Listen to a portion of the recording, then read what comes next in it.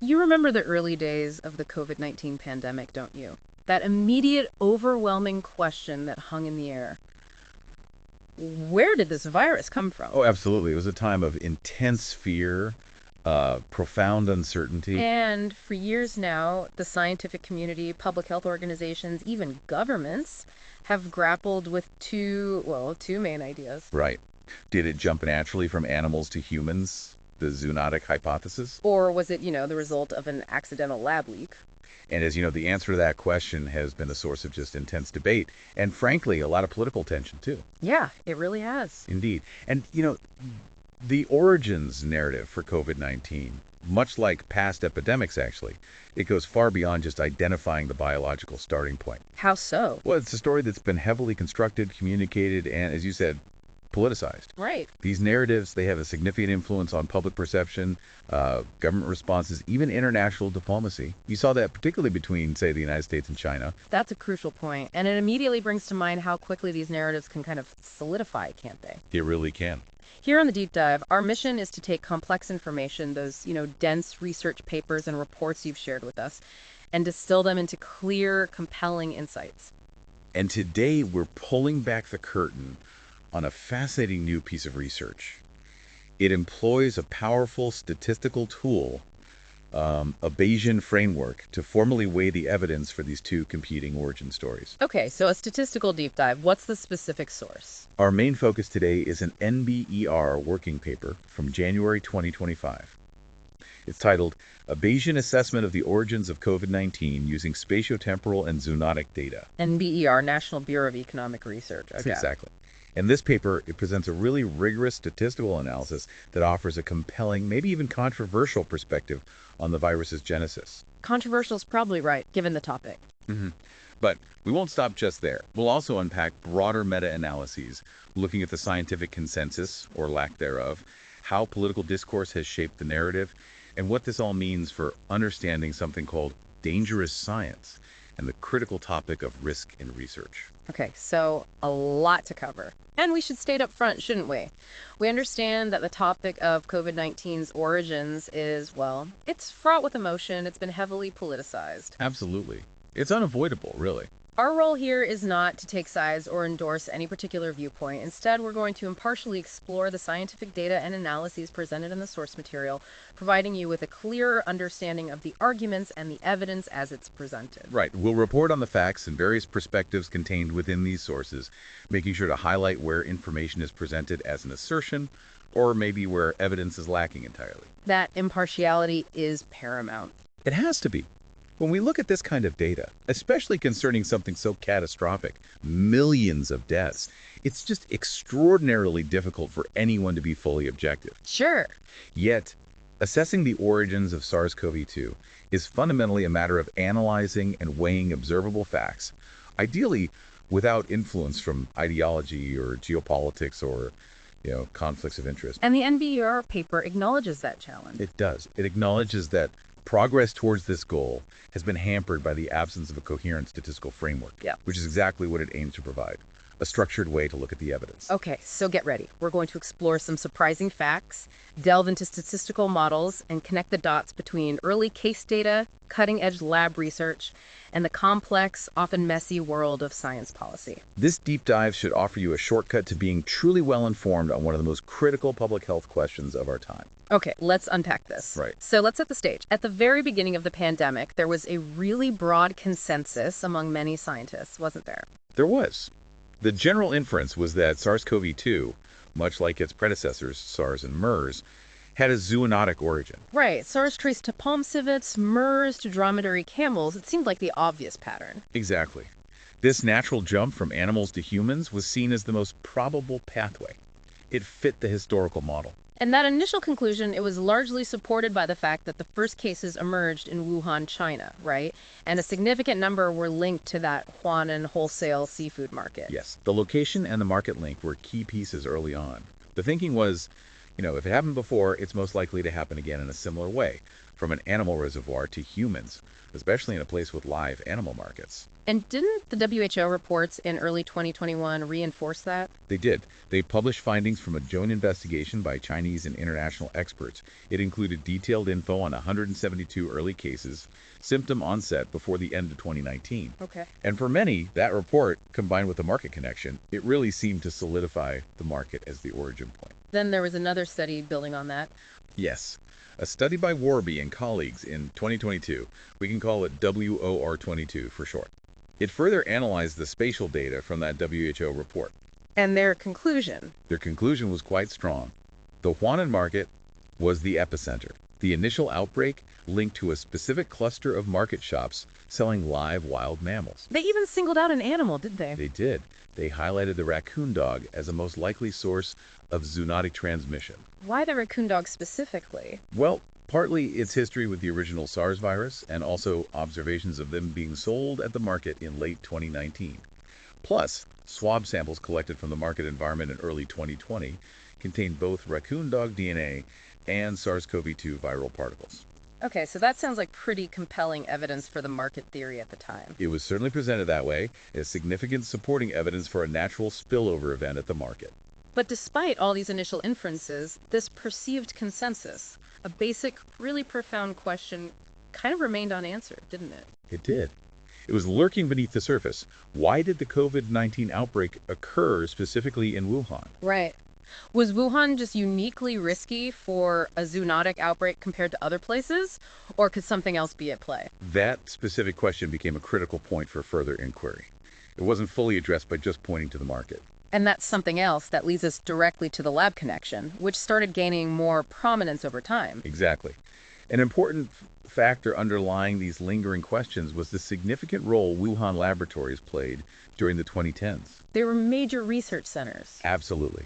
These labs were really at the forefront of global research on bat-related coronaviruses. That was their specialty. And the safety level was a concern. That became a major point.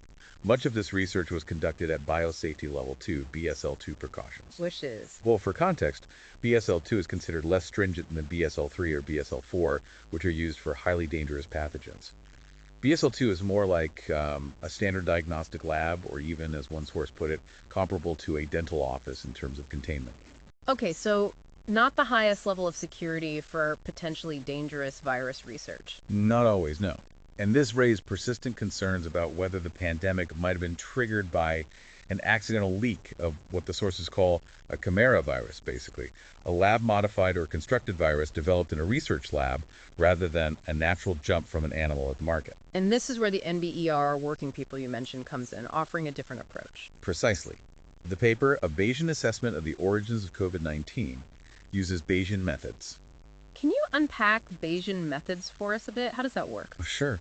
Basically, a Bayesian framework is a statistical approach that lets you update the probability of a hypothesis as more evidence becomes available.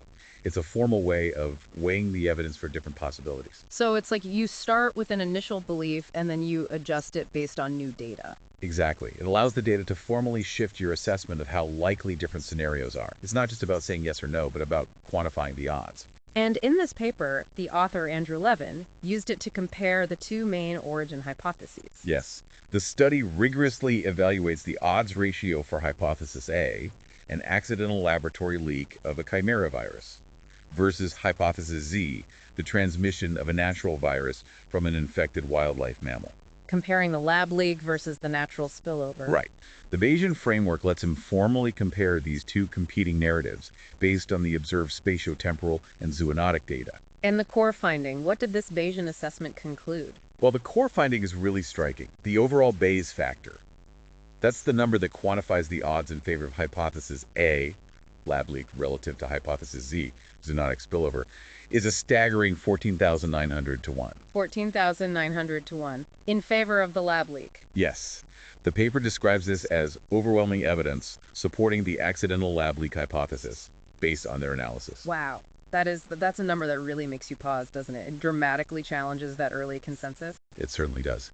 And the paper also emphasizes that this conclusion is robust to alternative specifications of the detailed statistical analysis. Meaning it wasn't just sensitive to one particular way of crunching the numbers. Exactly.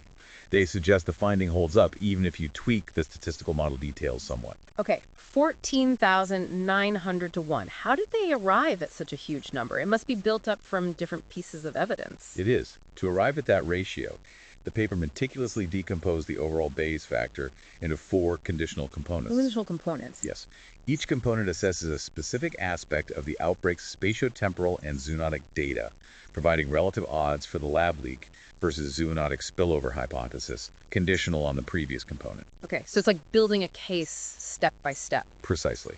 Let's break these down piece by piece to see how the evidence builds up, starting from the big picture and getting more specific. All right, component 1, what's the first step? The first component looks at the broadest geographical question. What are the odds that a pandemic outbreak from a bat-related coronavirus would occur somewhere in the People's Republic of China, PRC, under each hypothesis? Okay, just China in general. What did they find? The estimated Bayes factor here is 2.3 to 1 in favor of hypothesis A, the accidental lab leak. So slightly favoring the lab leak, even at the country level. How do they calculate that? They use geographical information to evaluate the marginal likelihood, basically, the overall probability of the outbreak occurring in the PRC under each hypothesis. Okay. For hypothesis A, lab leak, this involved looking at data on the global distribution of bat-related viral research during 2010-2019. Where was this kind of research happening? And for hypothesis Z, the natural spillover. For that, they used data on the global distribution of relevant bat species, the ones known to carry coronaviruses related to SARS-CoV-2. Where do these bats actually live? And the key difference. The crucial point is that during that decade, 2010-2019, laboratories in Wuhan were absolutely at the forefront of global research on bat-related coronaviruses. This intense concentration of relevant scientific activity made the PRC, and specifically Wuhan, a relatively high-risk location for a lab leak compared to other countries. Just because that's where the riskiest work was being done. A significant amount of it, yes. The paper details that by 2018, the Wuhan Institute of Virology, the WIV, had upgraded to next-generation sequencing technology for bat viruses. And as of 2019, their internal database held something like 16,000 bat virus samples and genetic sequences, most not publicly accessible. 16,000 samples. Yeah. This highly concentrated cutting-edge activity inherently raised the probability of a lab-related incident occurring in China. And how does that compare to the natural risk? Well, while bat species carrying related viruses exist globally, including across Southeast Asia and other parts of China, their distribution isn't concentrated in a way that makes the PRC uniquely high risk for a natural zoonotic spillover compared to many other global locations with similar bat populations and human-animal interaction patterns. The research activity was far more geographically concentrated than the natural bat distribution. That makes sense. The research was pinpointed, the bats were more spread out. Okay, component 2. Moving from China in general to Wuhan specifically. Right. The second component asks, if an outbreak were to occur in the PRC, what are the odds it would be specifically in Wuhan? And the odds here. This factor is estimated at a much more significant 20 to 1 in favor of hypothesis A, the lab leak. 20 to 1. So much stronger odds pointing to Wuhan being a likely lab leak location rather than a likely natural spillover location, given an outbreak happened in China. Exactly. This factor really highlights Wuhan's unique position, not just within China, but globally, regarding bat virus research.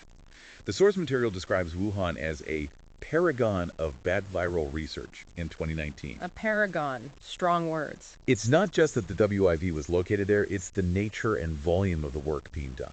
And the BSL-2 labs come back into play here. Yes. Yes. As we mentioned, much of WIV's research was performed in BSL-2 labs. While some studies, particularly those with international co-authors, used higher containment BSL-3 labs, the sheer volume of potentially risky bat virus research conducted at BSL-2 is a critical point amplifying the potential risk. Because BSL-2 isn't really designed for aerosol transmissible pandemic potential pathogens. Generally, no. It offers less protection against airborne transmission or accidental infection compared to BSL-3 or BSL-4. And the paper notes that WIV officials in 2019 explicitly prioritized research on a transmissible infectious disease caused by a novel coronavirus originated from bats, and even accelerated efforts against divergent human coronaviruses and SARS-related coronaviruses. So they were actively looking for and working with viruses with pandemic potential. That's what the source indicates their stated research priorities were. This high concentration of relevant, sometimes gain-of-function type research, combined with the extensive use of BSL-2 facilities, makes Wuhan a profoundly prime location for an accidental lab leak. And you mentioned contrasting this with the original SARS outbreak. Right. Consider SARS in the early 2000s in Guangdong province. At that time, Guangdong had no major biological research institutions focused on this kind of work. Its key labs weren't established until 2007. So the chance of a lab leak there was tiny. Exactly. The marginal likelihood of a lab leak there was minuscule compared to a zoonotic spillover, characterized by odds of about 1 to 100 against the lab leak. This historical contrast really highlights Wuhan's unique situation in 2019 regarding lab research. What about the wildlife trade in Wuhan? Wasn't that also significant? Well, the source material indicates that as of late 2019, only relatively small numbers of wildlife mammals were being sold at Wuhan markets compared to historical hotspots like Guangdong during SARS. Small numbers, like what? Citywide sales averaged about 11 hedgehogs, 5 hares, 1 bamboo rat, 1 red fox, and maybe 1 raccoon dog per day. Other exotic species sold even less frequently. That doesn't sound like a massive wildlife trade operation, at least not compared to what you might imagine for a pandemic epicenter. Exactly. It suggests a potentially lower likelihood of a large-scale zoonotic spillover originating in Wuhan compared to other regions known for more extensive high-volume wildlife trade. The unique factor in Wuhan seems to be the concentration of research, not necessarily an unprecedented level of wildlife trade relevant to these specific viruses. Okay, that reframes the Wuhan context significantly. Let's move to the third component. This one looks at the pattern of unlinked cases, right? Yes. The third component assesses the odds of observing the spatiotemporal pattern of confirmed COVID-19 cases with no known link to the Wuhan market.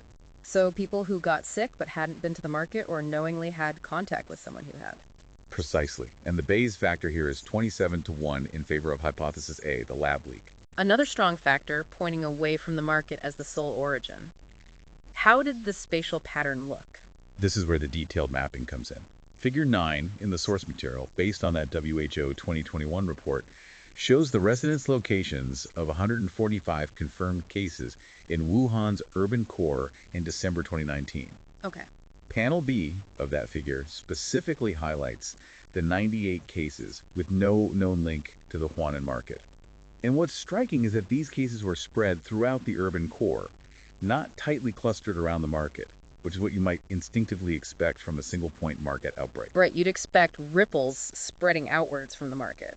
But it was more dispersed. More dispersed, yes. So how does that dispersed pattern fit with the lab leak hypothesis? Well, under hypothesis A, lab leak, the first infected individuals would likely be lab researchers. And crucially, these individuals might have been asymptomatic or only mildly symptomatic initially. So they wouldn't necessarily show up in the hospital data right away or be linked to a place like the market. Exactly. They wouldn't have been immediately hospitalized or connected to a central outbreak point.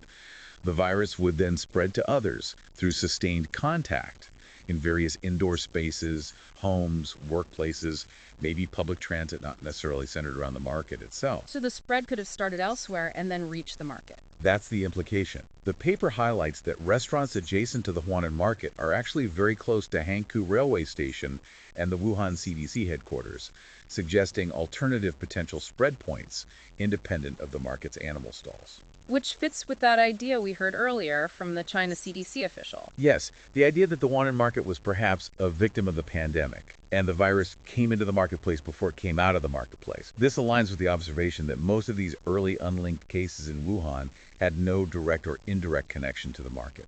How does this analysis compare to that WARB study, WOR22, which pointed so strongly to the market? The NBER paper notes its findings differ starkly from WOR22. The key methodological difference is that WR22 focused on the spatial pattern of cumulative cases as of December 31st, 2019. It didn't analyze the spatiotemporal evolution, how the pattern changed over time in shorter intervals, which is crucial for understanding spread dynamics. So WR22 took a snapshot, while this paper looked more like a movie. That's a good analogy. WR22 assessed centroids and radial patterns, but didn't use a probabilistic framework like Bayes factors or directly compare different potential spatial distributions statistically. The NBER study's probit analysis does include lagged explanatory variables and considers spatiotemporal evolution, and it concludes the pattern of unlinked cases is far more consistent with hypothesis A. It sounds like a more dynamic way of looking at the data. It aims to be, yeah. And we have to remember the limitations of that early case data too, right? The reliance on hospitalizations and x-rays. Absolutely crucial. All confirmed cases with onset in 2019 were hospitalized patients, confirmed primarily by lung x-rays because RT-PCR tests weren't widely available until January 2020. Meaning mild or asymptomatic cases were missed. A large proportion were likely under-ascertained, simply not counted because those individuals didn't need hospitalization. The available data mainly reflects severe cases. And how does that affect the origin question? Well, this limitation suggests the true initial spread pattern, including all those less severe cases, could have been even more dispersed throughout Wuhan than the hospital data shows. If anything, this under-ascertainment potentially strengthens the argument against a purely market-centric origin, as the severe cases might just be the tip of a much more widespread iceberg. Okay, that makes sense. So the pattern of unlinked cases points away from the market. What about the cases linked to the market? That's the fourth component, right? Yes. The fourth and final component that contributed to that overall 14,900.1 odds ratio. It examines the odds of observing the spatiotemporal pattern of confirmed vendor cases at the Huanan market. Okay, the people working there, surely their pattern must point strongly to the market. You might think so, but even here, the Bayes factor is 12 to 1 in favor of hypothesis A, the lab leak. 12 to 1, even for the market vendors. That's still heavily leaning towards a lab leak origin for the pattern within the market itself. It is. It's another highly counterintuitive finding for many who accepted the initial market narrative. How does the analysis support that? Panel A of Figure 9 shows the 47 cases linked to the Huanan market in December 2019. And Figure 15 provides a detailed map of the market showing individual shops. What does the map show? It shows shops with positive RT-qPCR readings, meaning viral material was detected, shops where raccoon dog DNA was found, and the locations of confirmed COVID-19 vendor cases. And they don't line up neatly. Crucially, no, shops with positive virus readings or raccoon dog DNA were not necessarily collocated with the early human vendor cases in a way that strongly supports the virus jumping from those specific animals or locations to those vendors first. But the raccoon dog was the prime suspect, wasn't it? How does this analysis deal with the raccoon dog evidence? It acknowledges the focus on the raccoon dog, but raises significant doubts about its role as the origin point within the market. Doubts based on what? Several things. First, surveillance of wild mammals near Wuhan in January 2020, including 15 wild raccoon dogs captured by traders who supplied the Huanan market, found alpha coronaviruses in some, but crucially none were infected with SARS-CoV-2 or any related beta coronavirus. So the virus wasn't found circulating in the local wild raccoon dog population just after the outbreak started. Exactly. This suggests SARS-CoV-2 was likely not endemic among wild raccoon dogs in the Wuhan area at that critical time. What else? Moreover, the sheer distance over 1,600 kilometers, or about 1,000 miles between Wuhan and the only known location in China where bats carry SARS-CoV-2 related viruses, which is in southwestern Yunnan province. That's a huge distance. It is. It makes natural transmission all the way to wild Wuhan raccoon dogs and then spill over to humans in the market seem highly improbable from an ecological perspective. So the DNA found in the market samples the raccoon dog DNA plus the virus DNA that doesn't prove the animals were the source. Not definitively, no. The NBER paper argues that while those swab samples contain both types of DNA, the analysis of this genomic data cannot resolve whether the wildlife mammals were the source of the spillover. It could have been contamination. Exactly. It explicitly leaves open the question of whether the virus contaminated the market environment rather than originating from the animals in the market, again echoing that idea of the virus coming into the market before it came out of the market. Is there spatial data within the market that supports that contamination idea? Yes. Figure 16 in the paper shows the proportion of positive RT-qPCR readings across different areas of the market. Crucially, the proportion of positive readings was not higher in shops closest to the known wildlife mammal sellers. Really? It wasn't concentrated where the suspect animals were? In fact, the paper states it was relatively low at the sampled shops that were closest to wildlife mammal sellers and relatively high in other areas of the market. That seems backwards if the animals were the source. It's certainly more consistent with the lab leak hypothesis, suggesting the virus spread through the crowded market environment via human-to-human transmission after being introduced, rather than emerging directly from the animal stalls. Wow. That's a critical detail that really challenges the simple market narrative. It is. And further probabilistic analysis supports this. Probit analysis of the RT-qPCR data, Table 14, found the spatial distribution of positive readings was more consistent with hypothesis A, lab leak, then Z zoonotic, odds of about 3.1. Okay. Critically, the probability of a positive test was not significantly related to the distance from raccoon dog vendors. The statistical analysis just didn't find that link.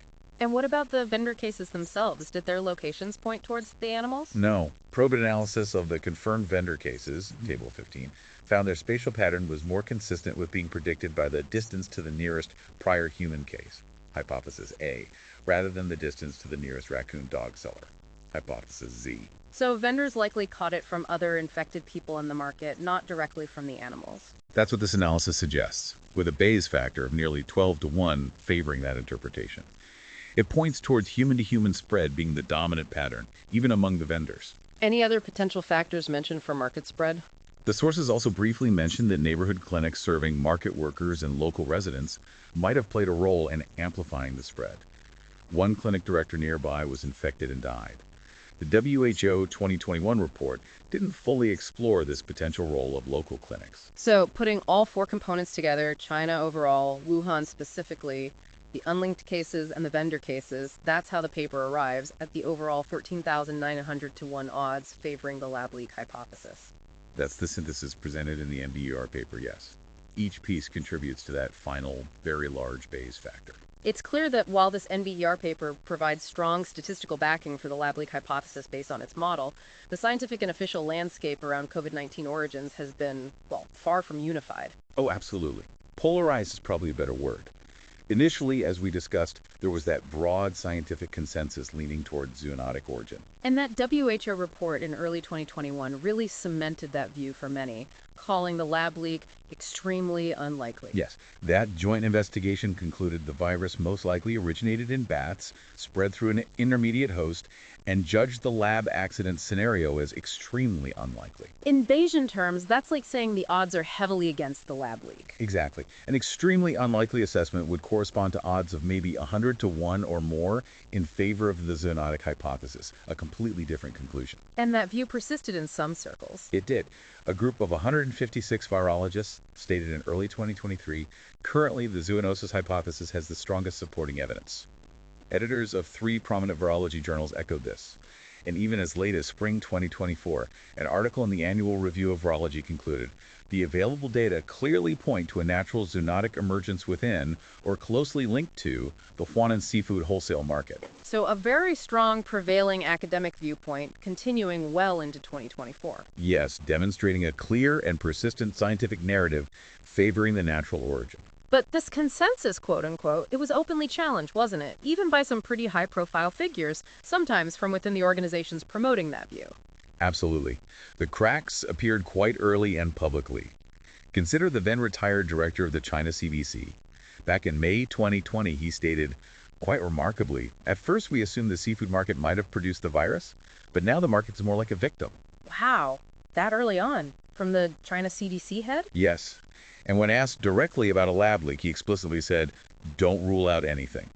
That was a significant early signal of uncertainty from a key Chinese public health figure. And even the WHO Director General himself seemed to question his own organization's report later on. Even more remarkably, yes. In July 2021, WHO Director General Tedros Adhanom Ghebreyesus openly contradicted the extremely unlikely judgment from the WHO's own 2021 report. What did he say? He stated, there was a premature push to especially reduce one of the options like the lab theory.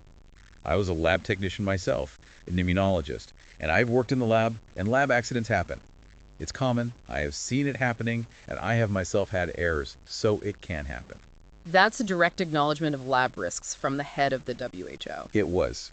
It directly highlighted the practical reality of laboratory risks and strongly suggested an internal disagreement within the WHO leadership regarding the certainty expressed in their published report. The U.S. intelligence community also seemed divided, didn't they? Which complicated the picture further. Indeed. A classified report from May 2020 by the Lawrence Livermore National Laboratory, a U.S. government lab with significant scientific expertise, concluded the lab leak hypothesis was plausible and deserves further investigation. Plausible, but no smoking gun. Right. They noted it could also have developed naturally. Then, in February 2021, the White House expressed deep concerns about the WHO's findings and the process. And President Biden ordered a specific intelligence review. He did. In May 2021, stating there was insufficient evidence to favor either hypothesis, he directed the U.S. intelligence community to produce a report within 90 days. And the outcome? The unclassified summary released in August 2021 remained inconclusive. Intelligence agencies were divided. It did, however, conclude the virus was most likely not genetically engineered, and that China likely had no foreknowledge before the outbreak, trying to address some of the more extreme speculation. And China's response throughout this was also a major factor, often seen as lacking transparency and issuing strong denials. That's certainly how it's characterized in the sources. Yuan Ziming, director of WIV's BSL-4 lab, called Lab Leak, claims groundless. Shi Zhengli, the prominent WIV virologist often called the Batwoman, claimed all her staff tested negative for COVID antibodies. But there were also reports of restrictions on research. Yes. More concerningly, China imposed restrictions on publishing academic research on the novel coronavirus as early as April 2020, requiring central government approval for origin investigations. That doesn't exactly foster open scientific inquiry. Not at all. And China then refused to participate in a second phase of the WHO investigation. Vice Health Minister Zheng Yixin denounced the plan as shocking and arrogant.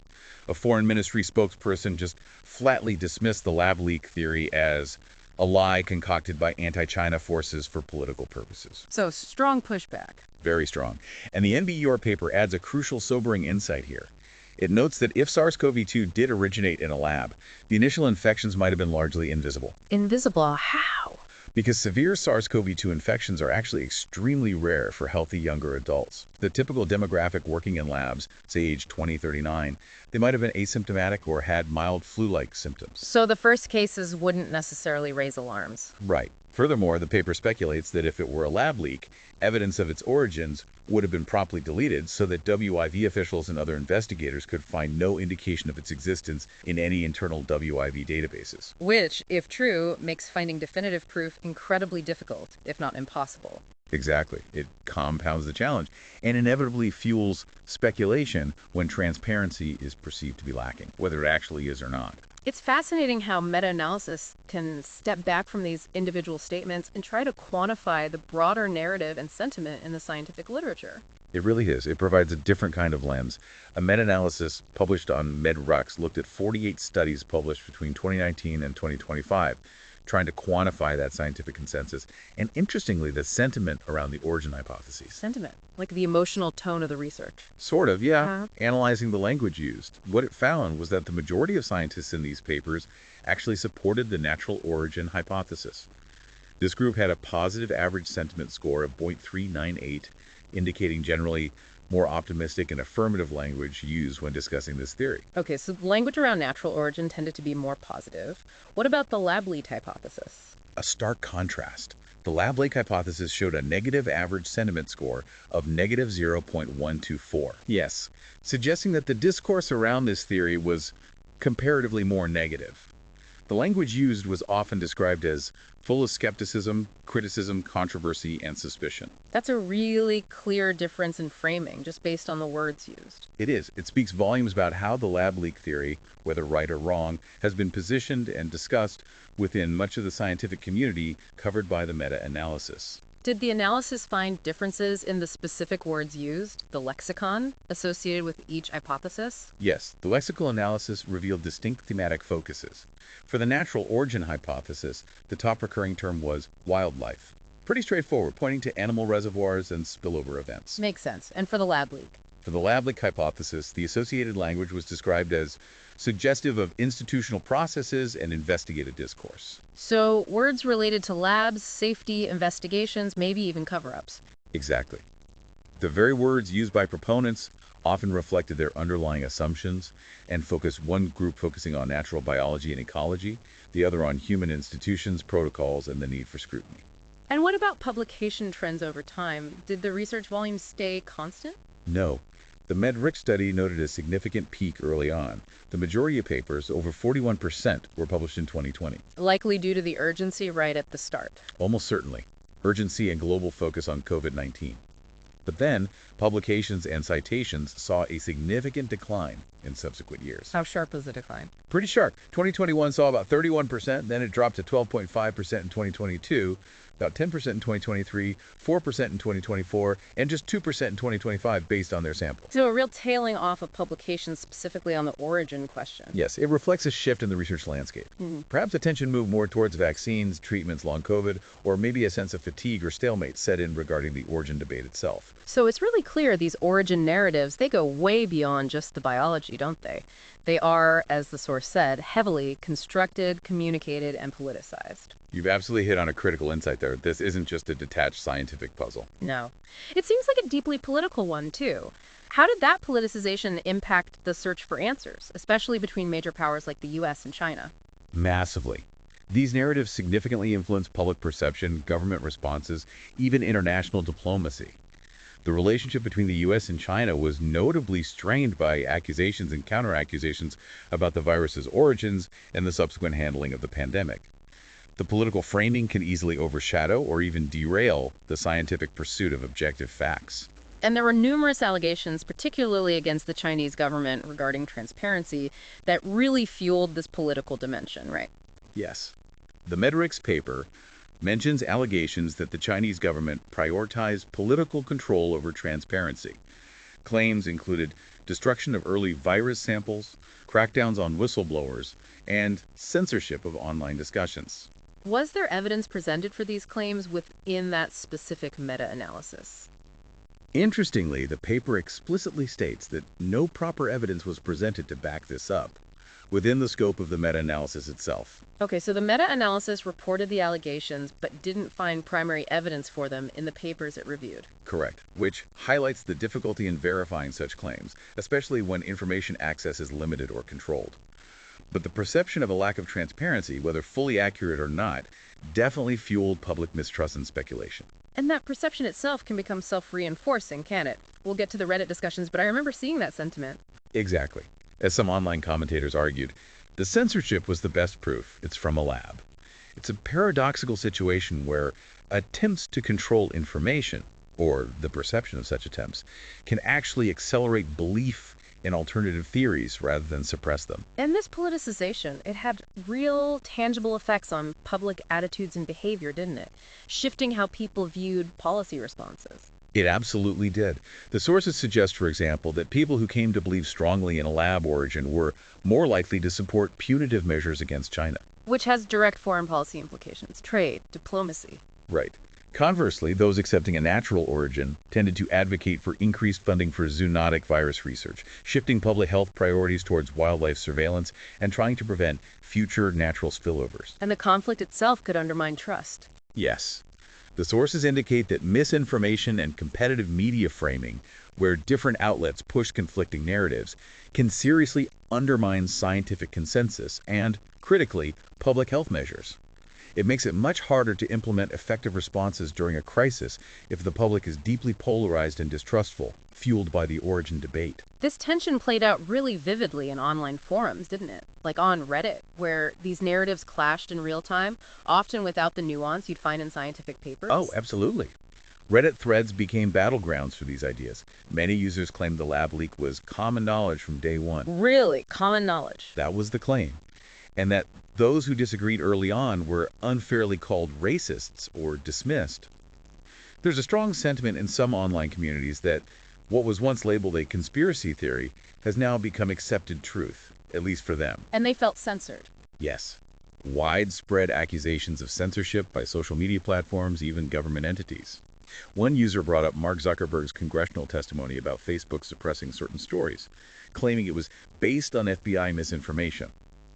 This illustrates a deep vein of distrust in traditional information gatekeepers. I also saw a lot of discussion online revolving around whether COVID-19 was specifically engineered as a bioweapon. That seemed like a significant and worrying offshoot. Yes, that was a prevalent and particularly concerning theme.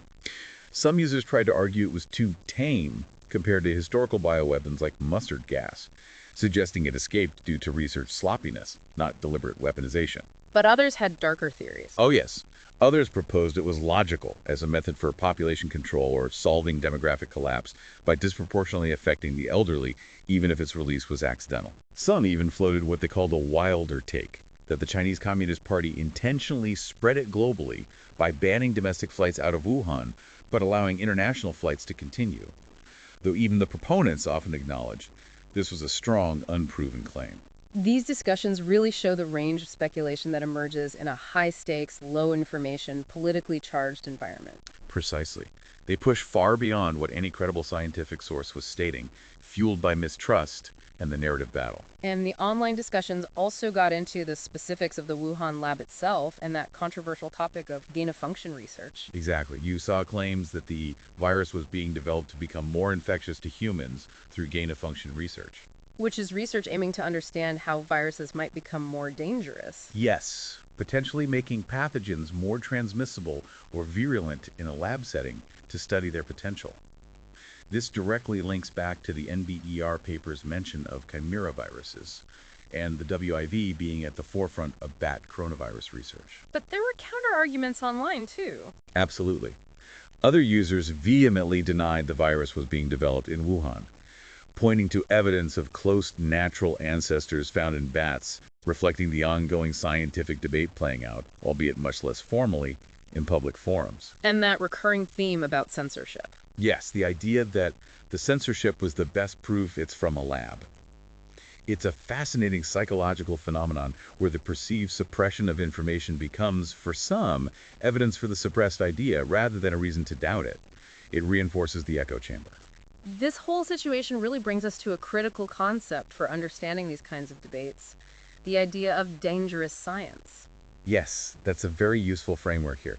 The OPAGEN library source, Dangerous Science, Science Policy and Risk Analysis for Scientists and Engineers, defines it quite clearly. How does it define it? As research that faces public opposition because of real or perceived harm to society, or research that threatens the physical safety or ethical norms of society. That sounds exactly like the COVID origin debate. It fits perfectly.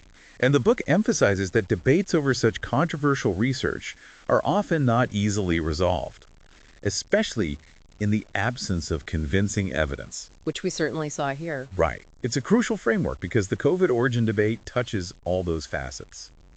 Intense public opposition to certain theories, grave physical safety concerns from the pandemic itself, and profound questions about ethical norms and scientific research, all unfolding in an environment where definitive, universally accepted evidence has been frustratingly elusive. It's a classic example of science colliding with societal fears and values. It's also important to place this in historical context, isn't it? Looking at past pandemics to see if there are patterns. Definitely. While COVID-19 felt unprecedented in its global impact, understanding its origin requires looking back. And what do past pandemics tell us? Well, Table 1 from the NBER paper lists major global pandemics from 1900 to 2018. Think Spanish flu, Asian flu, Hong Kong flu. All influenza, right? All influenza strains, yes.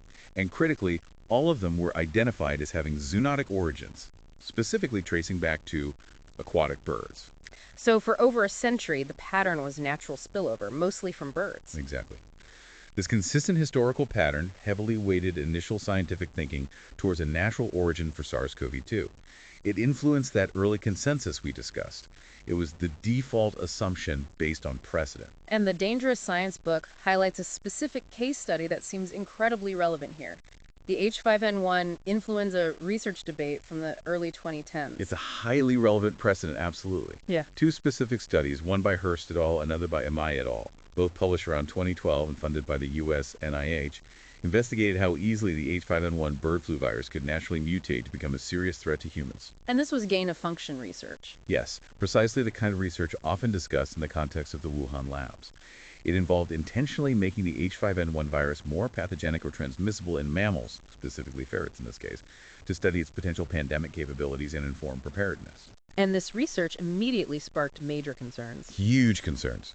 Primarily biosecurity concerns. At first, fears that the published methods could effectively serve as a blueprint for skilled bioterrorists to weaponize bird flu. How serious did it get? Very serious. It led the U.S. National Science Advisory Board for Biosecurity, NSABB, to recommend redacting key parts of the methodology before publication, the first time they'd ever made such a recommendations since their formation in 2005. Wow. And governments got involved. Yes. The Dutch government even requested an export license for Dr. Ron Fichet's research manuscript under non-proliferation law, treating scientific information like potentially dangerous material.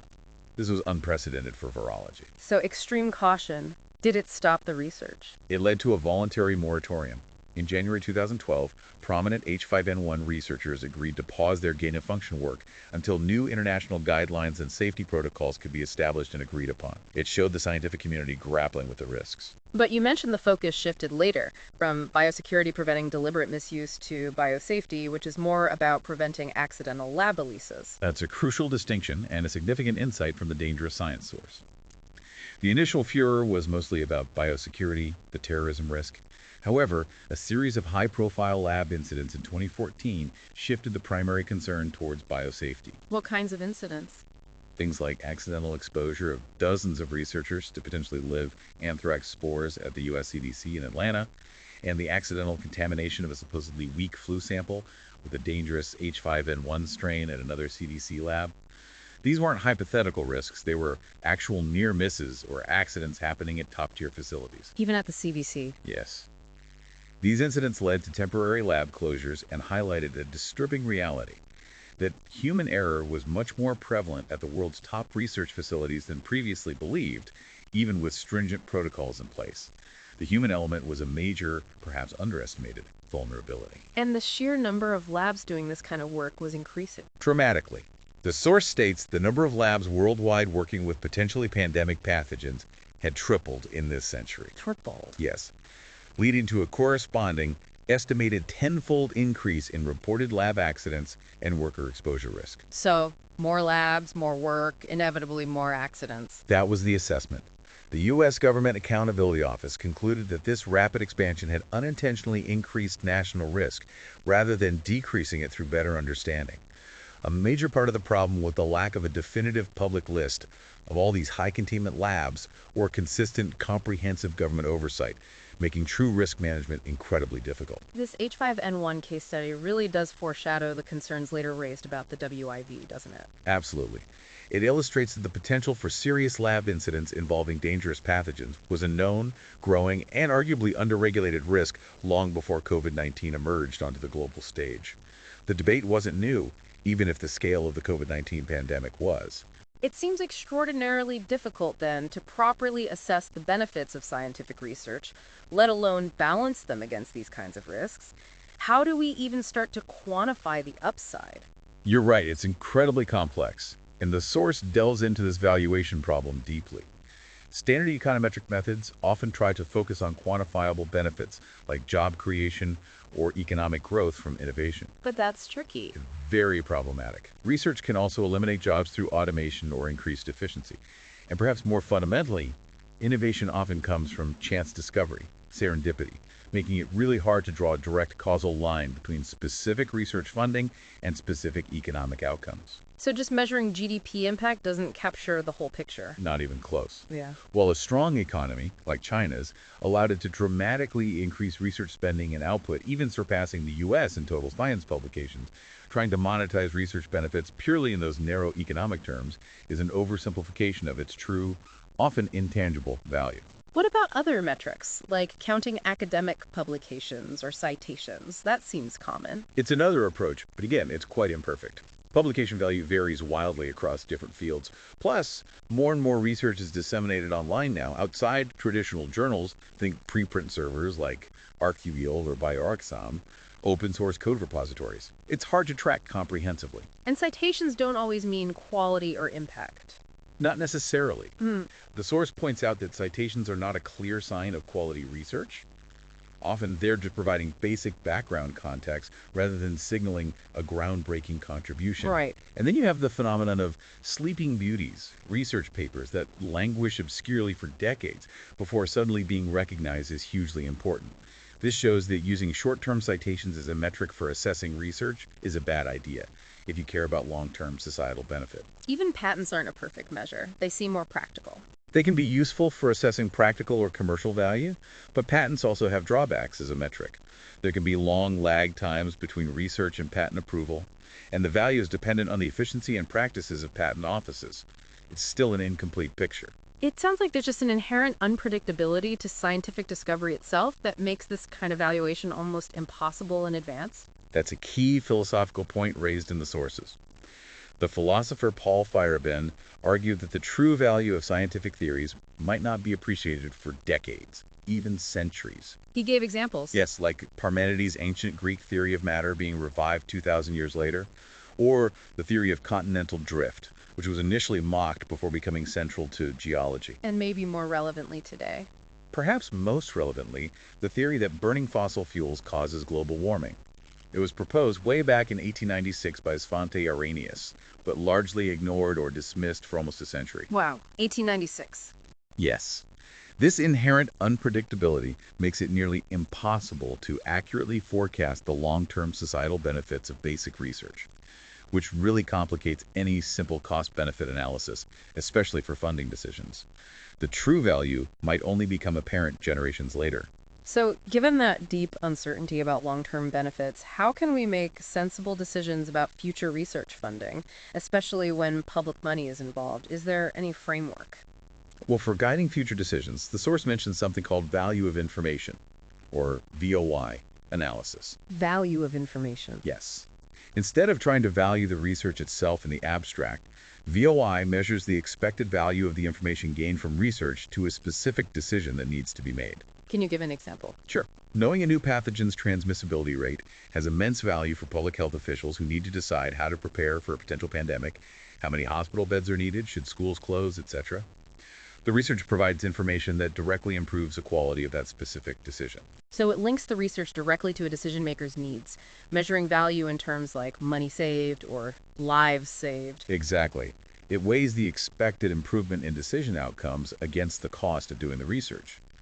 It's a more targeted approach, though it doesn't easily allow for comparing the value of completely different research programs, say particle physics versus cancer research.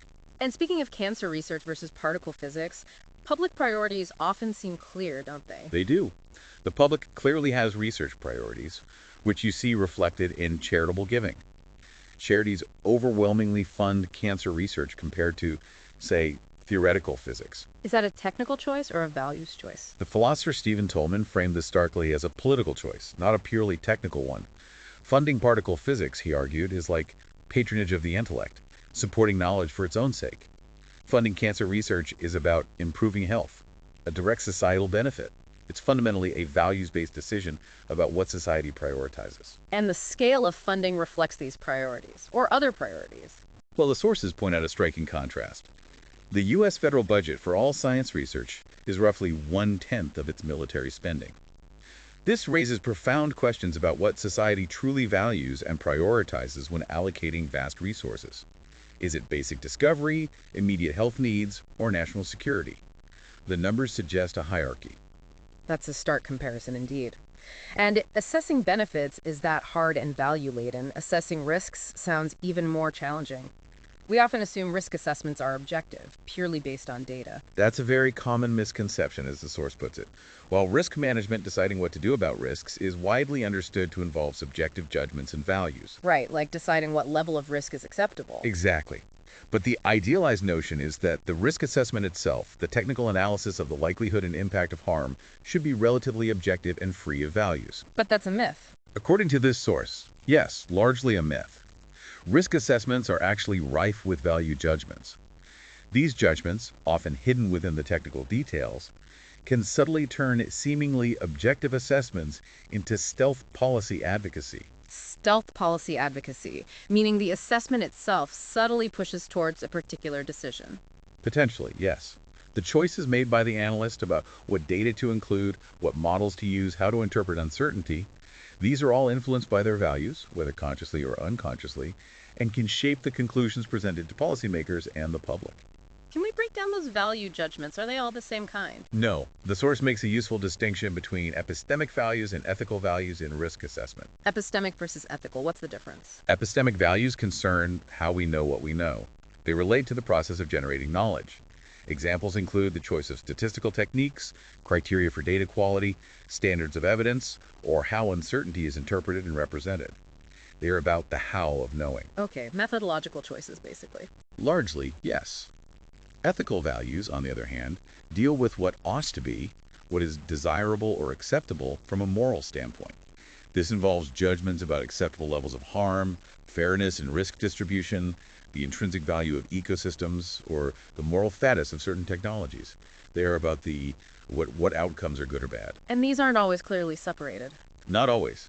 The source notes that the distinction can be blurry, and what starts as an epistemic judgment, for example, about the reliability of a certain model, can evolve as evidence accumulates, while ethical values can shift over time as societal norms change. So even the idea of relying purely on empirical data, on observations, can be value-laden. You mentioned the empiricism trap. Yes.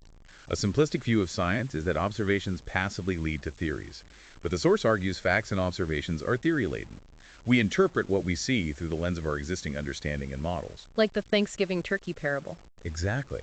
The turkey observes the farmer feeding it every day, positive data, and confidently predicts this will continue forever, building a precise model of the farmer's kindness, right up until Thanksgiving morning. Misinterpreting data with the wrong underlying model only improves the precision of the error. So more data isn't always better if the framework is wrong. Right.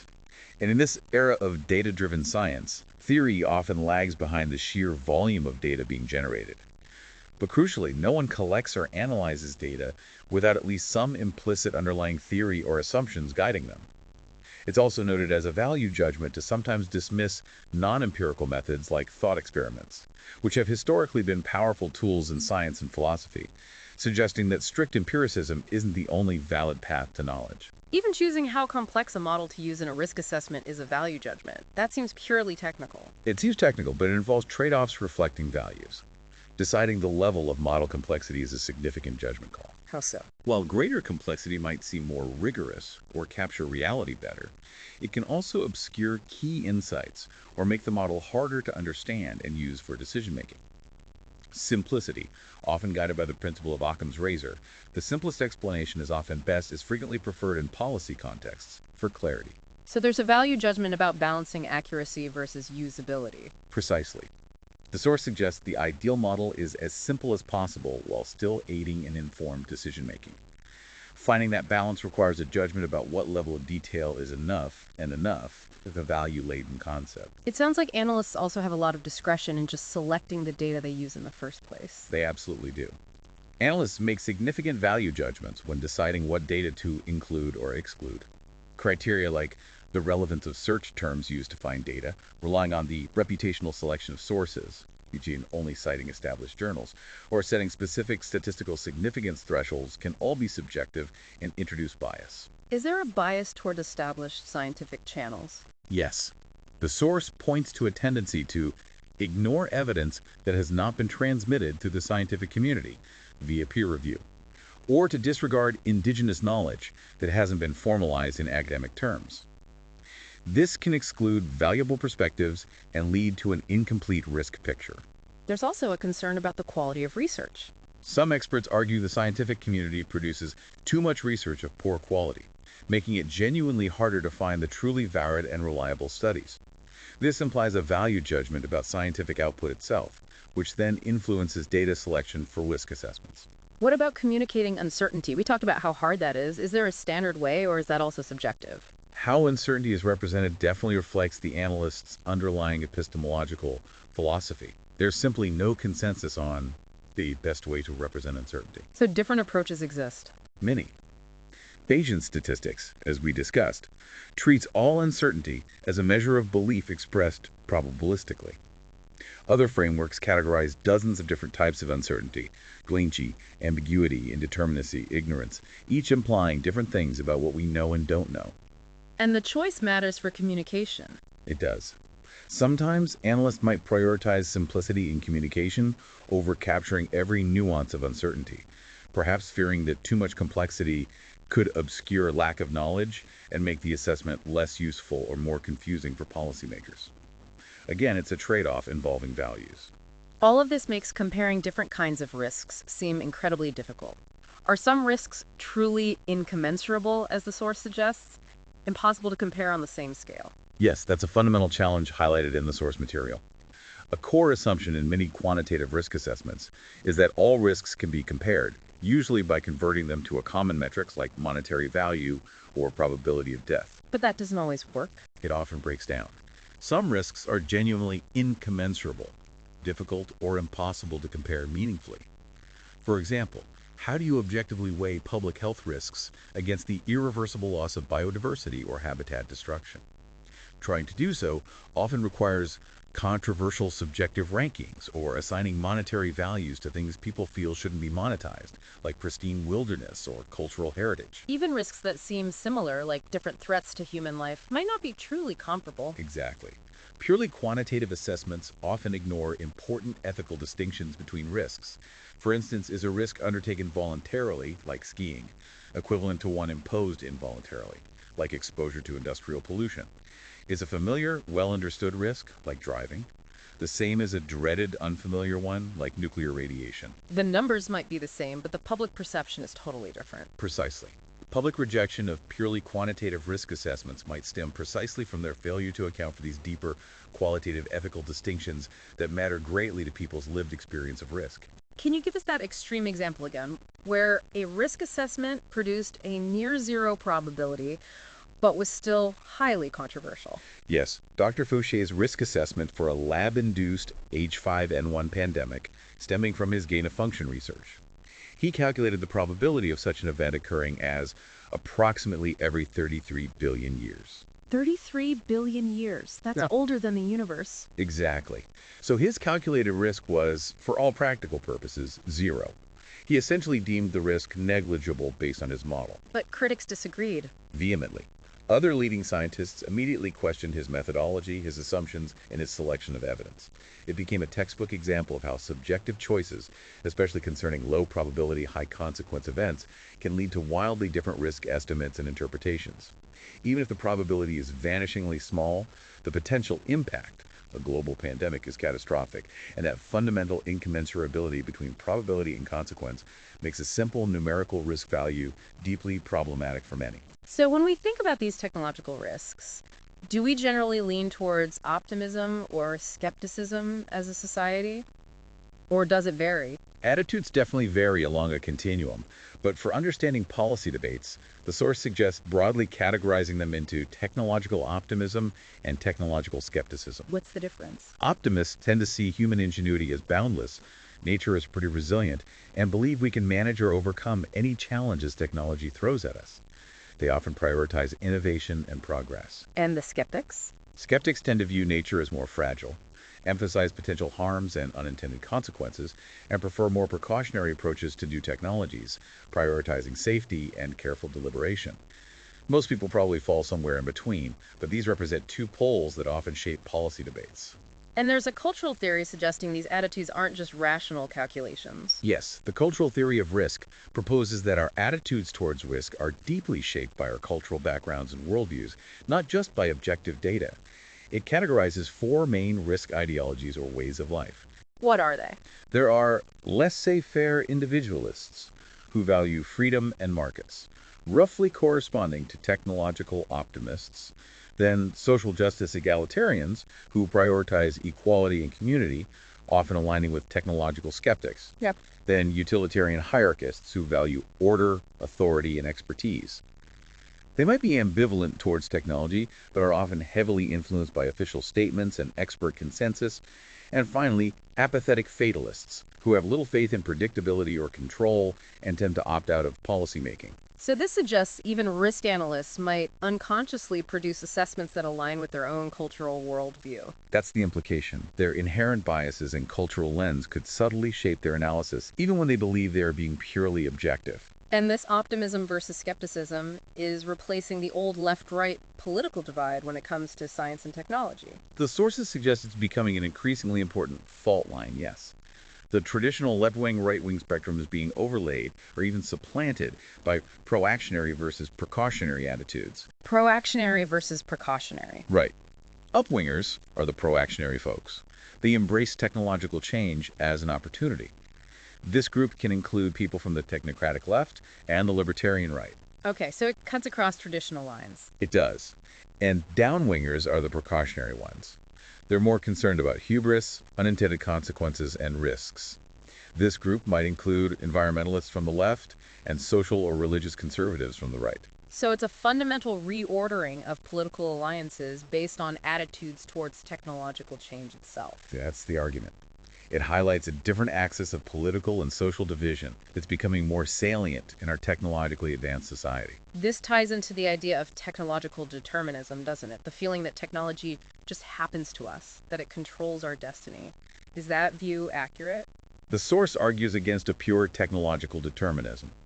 While technology clearly shapes society, scholars argue that technology is also deeply embedded with human values. Embedded with values. Through countless intentional and unintentional decisions made during its design, development, and deployment. Choices about what problems to solve, what features to include, what risks are acceptable, these all reflect human values. You mentioned J. Robert Oppenheimer's famous quote about the atomic bomb earlier. Yes, it's incredibly relevant here. He admitted, when you see something that is technically sweet, you go ahead and do it, and you argue about what to do about it only after you've had your technical success. That is the way it was with the atomic bomb. So the technical possibility drives the action, and the ethics come later. That's often the pattern Oppenheimer described. But the source argues this doesn't mean technology is uncontrollable. It suggests technology is quite controllable if we make thoughtful and compelling choices to do so. So the feeling of inevitability might just be a way to avoid responsibility. It could be. Believing in technological inevitability might be a convenient way to avoid critical reflection on our own human endeavors, our ambitions, and the values we prioritize in our scientific pursuits. It shifts responsibility from human choice to an abstract force. This leads directly to what the source calls the principle of dangerous science. What is that principle exactly? How does it govern research and practice? It's a core, perhaps cynical observation articulated in the source. Research is not banned solely for moral reasons. Not banned just for being morally questionable. Essentially, yes. The principle suggests that a line of research or a technology will typically only be forbidden or abandoned if it has been scientifically discredited or deemed impractical, or a better alternative has been accepted in its place. So ethical concerns alone are rarely enough to stop the train. Rarely enough, according to this principle, especially if the research is seen as scientifically sound, technically feasible, or promises significant benefits, or profits, or strategic advantage. The technically sweet aspect, as Oppenheimer put it, often overrides purely ethical objections in practice. And this principle seems particularly powerful when dealing with emerging technologies where the future is uncertain. Precisely. Emerging technologies change rapidly, often outpacing our ability to understand their full implications or regulate them effectively. Policy inevitably lags behind. And the evidence is limited, right? Available empirical evidence may be of limited value in estimating the future trajectory of these new technologies, making it hard to do a robust risk assessment. This uncertainty often leads policymakers to default to a stance of cautious permissiveness. Cautious permissiveness, meaning allow it, but watch it carefully. Kind of, but often leaning more towards permissiveness due to a pervasive fear of limiting technology development or being seen as hampering scientific progress, especially in a globally competitive environment. The ethical debate often happens after the technology is already developed and deployed, rather than proactively guiding its development. Can you give us some concrete examples of this principle in action, where ethical concerns were raised but the research proceeded? Certainly. Human genome editing is a prime example. While basic gene manipulation is decades old, powerful new techniques like CRISPR-Cas9 now allow for germline editing. Which means making changes that can be inherited by future generations. Exactly. Changes made to embryos or sperm egg cells that become part of the human gene pool. This raises profound ethical concerns about multi-generational harm, unforeseen consequences, enhancing inequality by creating designer babies, and fundamentally meddling with nature. Huge ethical questions, but the research continues. It does. The source points to the history of IVF, in vitro fertilization. Initially controversial, it eventually became widely accepted. Similarly, three-person IVF, which uses mitochondrial DNA from a third person to prevent certain inherited diseases, was approved in Britain in 2015 and is offered elsewhere. And this involves inheritable genetic modification. Yes. It has already resulted in births where the genetic modification might be passed on. This suggests that even deep ethical concerns about altering the human germline often don't halt research if it offers perceived medical benefits. What about synthetic biology? You mentioned engineering yeast to make opioids earlier. That seems like a recipe for disaster given the opioid crisis. It's another emblematic example that clearly illustrates the principle.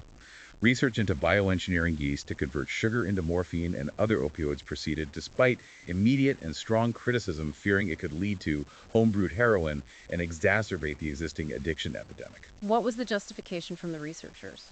They argued it could potentially address pain management crises in less industrialized countries, lacking access to traditional opioid manufacturing.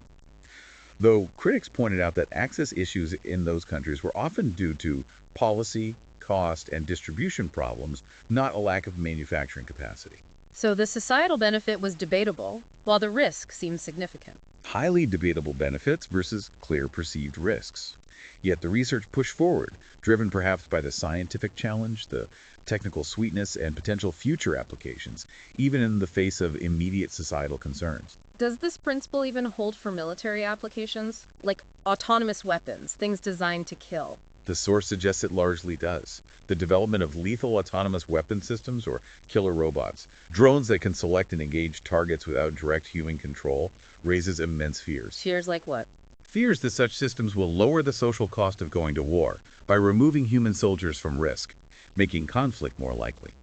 Fears they could be used by authoritarian regimes against their own populations or fall into the hands of terrorists. And the fundamental ethical objection that machines should not be allowed to make the decision to kill people. There are campaigns to ban them, right? Yes, like the campaign to stop killer robots. Yet research and development continue in many countries, driven by perceived strategic advantages. This suggests the principle holds even for military tech. The source also notes that even when weapons are banned by treaty, like bioweapons, research sometimes continues in secret, as allegedly happened in the former Soviet Union, further supporting the idea that outright bans are hard to enforce when the technical possibility exists and is deemed valuable by powerful actors. Given all this, the difficulty of assessment, the power of the technically sweet, the limitations of ethical objections alone, how do we even begin to manage and regulate dangerous science? It sounds incredibly complex. It is incredibly complex, especially because the nature of risk in fields like biotechnology is changing. Changing how? Much of modern life science research involves technologies that are both incredibly accessible and powerful. Unlike, say, building a nuclear weapon, which requires vast resources and infrastructure. Right, not something you can do in your garage. Exactly. But in biotech, material resources are rarely the limiting factor anymore. It's more often the theoretical hurdles, the knowledge. Labs worldwide, including small, unaffiliated labs, and even the DIY bio community, citizen scientists working in home labs or community spaces, can now perform experiments that were once restricted to state-of-the-art, high-security facilities. The democratization of dangerous science. That's the term used. And this democratization makes traditional top-down management and oversight far more complex and potentially less effective. It's no longer confined to a few easily monitored institutions. And biotech materials themselves present unique challenges for control, don't they? They're alive, they reproduce. Absolutely. Unlike chemicals or radioactive materials, biotechnology materials reproduce, and they are often not easily detected once released into the environment or shared between labs. You mentioned the orange petunia example. Yes, it's striking. A transgenic orange petunia was developed in Germany in 1987 using genetic material from maize, but it was never approved for commercial sale. Yet, in 2015, these orange petunias were found being widely sold commercially in multiple countries, completely unbeknownst to regulators or even the original researchers. How did that happen? Nobody knows for sure how it spread, but it led to a 2017 USDA request for vendors to destroy affected petunia varieties in the U.S. because they contained unauthorized genetic material, specifically DNA elements from cauliflower mosaic virus used in the transformation process. It highlighted significant regulatory fallibility. A biological entity, once created and released, even accidentally, can be incredibly difficult to track, contain, and control over time. So the traditional approach in biosciences has been self-regulation, relying on scientists' own ethics. Is that model still sufficient given these new realities? That's the big debate. Historically, the biosciences have indeed favored essentially complete self-regulation, relying on professional norms, codes of conduct, and the peer review process. But is that enough now? There's growing concern about whether these moral persuasion methods are sufficient, especially for the diverse and dispersed DIY bio community, which is inherently less amenable to formal methods of oversight, like institutional review boards or government inspections. While patent systems might exert some control over large organizations, they don't really apply to the open source ethos of much DIY bio. So we need more engagement. The source highlights a need for trained scientists to actively engage with citizen scientists, not just regulate them from afar, to foster a shared culture of safety and responsibility. It requires building bridges, not just walls. Public engagement is also considered crucial, right? Especially since research like H5N1 or COVID origins potentially affects everyone. But you noted it's hard to do effectively. It's considered a prerequisite for good, legitimate risk management, yes. The ideal is an informed, representative public actively participating in decisions about risky research. But achieving this idealized model of public participation is incredibly difficult in practice. Why is it so hard? Well, public engagement efforts can sometimes lead to increased confusion and general intransigence. Participants might feel overwhelmed by technical information or find themselves unable to judge conflicting expert assessments, especially when the experts themselves disagree vehemently, as we saw with COVID origins. Because the science itself is complex and uncertain. Exactly. And add to that the variety of epistemic and ethical value assumptions inherent to the risk assessment process that we discussed earlier. It makes it incredibly hard for even scientists to find common ground, let alone the general public trying to navigate these dense, value-laden technical debates. So how can we make public engagement better, less confusing, more productive? One proposed mitigation is providing science literacy mini-courses, not just for the public, but for scientists too. Courses for scientists on science literacy. Yes, specifically covering things like the types of scientific disputes and the contingent nature of science and scientific consensus, helping everyone involved understand that science is a process, often involving debate and evolving understanding, not just a collection of immutable facts. And ensuring dissent is heard. Absolutely critical. Ensuring that dissenting scientists must have open channels for voicing concerns where they need not fear retribution. Whether it's about safety flaws or ethical misgivings, suppressing internal dissent is incredibly dangerous. Open criticism is vital for scientific integrity and public safety. You also mentioned global observatories as a different model, inspired by climate science. Yes, that's an innovative idea proposed as an alternative to ad hoc panels, or what some call pseudo-public science policy. The idea is to create standing global observatories for major science controversies. What would they do? Like the IPCC model for climate change, they could act as information clearinghouses, systematically track developments, commission independent assessments, and organize regular public meetings and discussions. The goal is to foster widespread and continuous societal dialogue about science and technology controversies, making it more like how we discuss sports or whether ongoing public, multifaceted, rather than confined to closed expert committees making pronouncements. That sounds like a much more dynamic approach. Now, shifting gears slightly, there's another powerful concept for managing risk: inherent safety. You mentioned it means designing hazards out from the start. Yes, it's a proactive philosophy.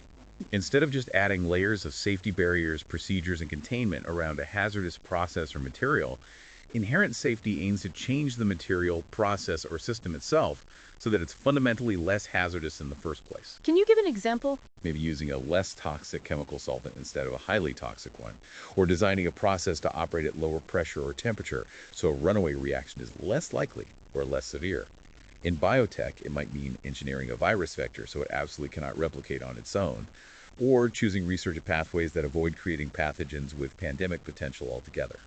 So it's a critique of traditional safety methods that rely on adding guards and procedures. It is, to some extent. Traditional risk management focuses heavily on safety reserves, fail-safe design, and procedural safeguards, like training and checklists. While important, these can offer a false security because, as we know, unanticipated errors do occur, components fail, and procedures aren't always followed perfectly, even in the best facilities. Like those CDC incidents with anthrax and Ebola samples. Exactly. Those incidents in 2014-2015 happening after biosafety was already a major topic due to H5N1 vividly illustrated that reducing human error was difficult, despite awareness and protocols. Relying solely on add-on safety measures has inherent limitations. What are the benefits of pursuing inherent safety more aggressively? A key benefit is that it can address safety and security concerns simultaneously. Inherently safe materials and systems discourage malevolent actors because there's less potential danger to exploit. It's often simpler and less expensive in the long run than maintaining complex, failure-prone safety systems. If it's so beneficial, why hasn't the research community embraced it more fully? Good question. The source suggests maybe some risk aversion, a reluctance to deviate from well-established and peer-reviewed techniques, even if those techniques carry inherent hazards. There's comfort in the familiar. However, increasing public pressure and potential funding threats might push scientists to view inherent safety as not as a constraint, but as a reasonable compromise to maintain public trust and ensure the sustainability of their research. The source also recommended using multiple assessment methods. Yes. For managing dangerous science assessments, it suggests using multiple methods, like combining quantitative probabilistic models, like Monte Carlo simulations, with more qualitative scenario-based assessments. This caters to different ways of understanding risk, epistemic preferences, and provides a more robust, multifaceted analysis, hopefully making various stakeholders feel confident about the results. Let's look at gene drive technology as one more contemporary test case for managing dangerous science. It poses immediate, large-scale ethical questions. What are the potential benefits driving this research? The potential benefits are immense, particularly for human health. The primary target is often mosquitoes, which transmit devastating diseases like malaria, still causing 500,000 deaths annually, mostly children, as well as yellow fever, dengue, and Zika. So the idea is to use gene drives to eliminate these disease vectors. Exactly. Gene drives are genetic systems designed to spread rapidly through a population, potentially driving a target species like disease-carrying mosquitoes to extinction in a specific region or even globally. The human health benefit seems obvious and incredibly compelling. But deliberately driving a species to extinction sounds inherently controversial and incredibly risky from an ecological perspective. Yet is inherently controversial, absolutely. While some biologists argue the ecological niche left by mosquitoes would likely be filled relatively quickly by other insects, mosquitoes do play roles in ecosystems. They are pollinators for some plants and a significant food source for many animals: fish, birds, bats, spiders. And the technology itself carries risks. What if it spreads unintentionally? That's a major concern. The risk of a gene drive mechanism accidentally transferring from the target species to a closely related unintended species, potentially driving it towards extinction, is a significant ecological nightmare scenario. The potential for unforeseen cascading effects through the food web is huge. What about the mechanism itself? How does it work? Initial gene drives were often engineered to, for example, destroy X chromosomes during sperm production. This would lead to predominantly male offspring, crashing the population and causing eventual extinction, potentially within just a dozen generations or so. It's a very rapid, powerful, and likely irreversible intervention. Are there less drastic alternatives being explored that could achieve similar health goals without aiming for extinction? Fortunately, yes. Science is advancing rapidly here, too. Less drastic options are emerging, like genetically engineering mosquitoes to be immune to the malaria parasite so they can still live, but can't transmit the disease. So modifying them instead of eliminating them. Right. Another promising approach uses a naturally occurring bacterial parasite called Wolbachia. Infecting mosquitoes with certain strains of Wolbachia can prevent them from transmitting diseases like dengue or Zika, or even reduce their lifespan or reproductive success. These strategies have shown promising results in real-world field trials and offer paths forward with potentially fewer ecological risks than outright species extinction. That sounds much more nuanced. What about the context surrounding this research? Secrecy and funding. Do those factors complicate things? They do. The highly invasive nature of those first-generation extinction-focused gene drives means they need significant modification and careful consideration before any field trials. But this complex ethical and technical discussion is compounded by the competitive structure of science funding. How does funding structure affect this? The intense competition for grants can unintentionally encourage keeping secrets until publication is ready, potentially hindering the open, transparent scientific discourse about risks and alternatives that is absolutely vital for public trust and effective governance, especially with such a powerful technology. And who is funding this early-stage gene drive research? A primary source mentioned in the material has been the U.S. military, specifically the Defense Advanced Research Projects Agency, DARPA. DARPA. Why the military interest? Ostensibly for biodefense or protecting troops from vector-borne diseases. But military funding inherently brings concerns about transparency, as open public review does not come naturally in that context. This raises additional questions about oversight and public input, echoing some of the broader issues we discussed regarding the origins of COVID-19 and the governance of dual-use research. It creates a tension between perceived national security interests, or rapid innovation, and the need for broad public deliberation on potentially world-altering technologies. We have covered so much ground today. A truly deep dive, wasn't it? It really was a lot to process. We started by exploring that groundbreaking NBER paper using a Bayesian framework to statistically weigh the evidence for COVID-19's origins, and landing on that just staggering 14,900 to 1 odds ratio in favor of an accidental lab leak based on their analysis. And we meticulously broke down the 4 conditional components of that calculation, from the odds of the outbreak starting in China, then specifically Wuhan, Right, considering the concentration of research versus bat habitats. to the precise spatiotemporal patterns of early cases, both those unlinked to the Huanan market, which were surprisingly dispersed. And even the pattern of vendor cases within the market, which the analysis suggested was more consistent with human-to-human spread than direct animal spillover at the stalls. We also looked at the conflicting data around the raccoon dogs and the possibility of market contamination. And beyond just that one paper, we looked at the broader landscape, those intriguing and often sharply contradictory scientific and official statements surrounding the origin debate. Yeah, the shifting consensus, the challenges from figures like the China CDC head, and even the WHO Director General. And examining how the very language used, the sentiment scores in that meta-analysis, reflected different framings and deep-seated skepticism around the competing hypotheses, all against that backdrop of divided intelligence assessments and the pervasive issues of transparency and politicization, particularly concerning China's role. It showed just how complex and messy the search for truth becomes in a global crisis. But this deep dive, it was about more than just one virus's origin story, wasn't it? Much more. It was fundamentally about understanding this concept of dangerous science itself, the inherent risks and the often undeniable benefits of cutting-edge research that pushes boundaries. We explored historical precedents like that H5N1 gain-of-function debate, highlighting the crucial shift in focus from deliberate misuse, biosecurity, to accidental release, biosafety. And we delved into the surprising subjectivity baked into supposedly objective risk assessment, how human values are deeply embedded in the scientific process, from data selection to model building to communicating uncertainty. And that principle of dangerous science, the idea that research is rarely banned just on moral grounds if it's seen as technically possible or beneficial. We considered the immense challenges of managing powerful, newly accessible biotechnologies in an era of democratized science, the critical need for proactive inherent safety in research design, not just reactive safeguards.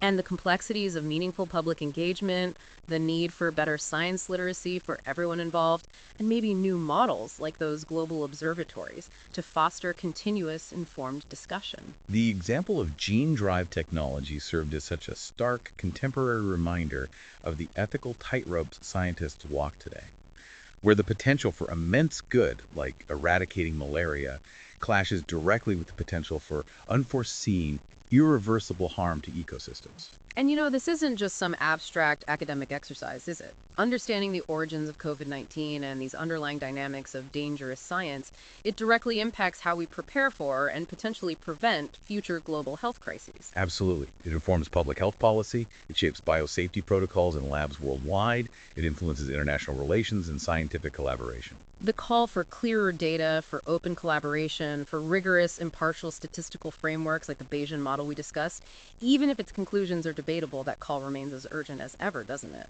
Especially when facing deep uncertainty in the midst of a crisis. It does. And that source material pointed back to that crucial, maybe chilling observation from J. Robert Oppenheimer. When you see something that is technically sweet, you go ahead and do it. And you argue about what to do about it only after you had your technical success. But the source also reminded us that technology is quite controllable if we make thoughtful and compelling choices to do so. It's not necessarily deterministic. So as you, our listeners, reflect on this deep dive, maybe consider this. In an era where scientific capabilities are advancing at just an unprecedented pace, enabling us to engineer life itself in ways we could barely imagine a generation ago. And given what we've learned today about the inherent biases, the hidden values, the political pressures that inevitably permeate scientific inquiry, even with the best intentions, what are the truly thoughtful and compelling choices that we as a global society must make before the next technically sweet scientific breakthrough presents itself as a new, potentially uncontrollable challenge? What does it truly mean to manage dangerous science with wisdom and not just with ambition?